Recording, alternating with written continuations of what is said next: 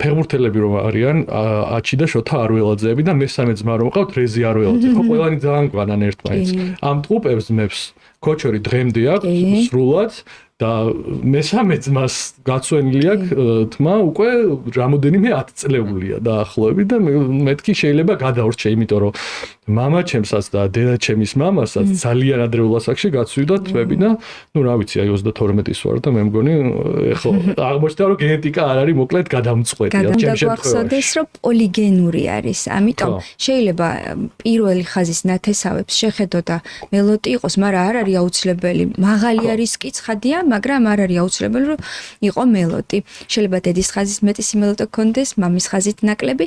იყო მოსაზრება თავის დროზე რომ მარტო დედის გენით გადადიოდა ანდროგენ რეცეპტორის გენი და თითქოს განაჩენი იყო რომ დედის მამა თუ მელოტი იყო, ადამიანიც შვილიც ხო არ არის ნამდვილად პოლიგენურია და შეიძლება არ გამელოტდეს ადამიანი.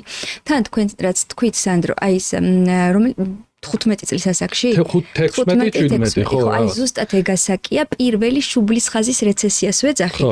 ოდნა ვიწევს თითქმის აი 80%-ში და ნორმად ითვლება, მთავარია არ პროგრესირდეს მერე ხოლმე.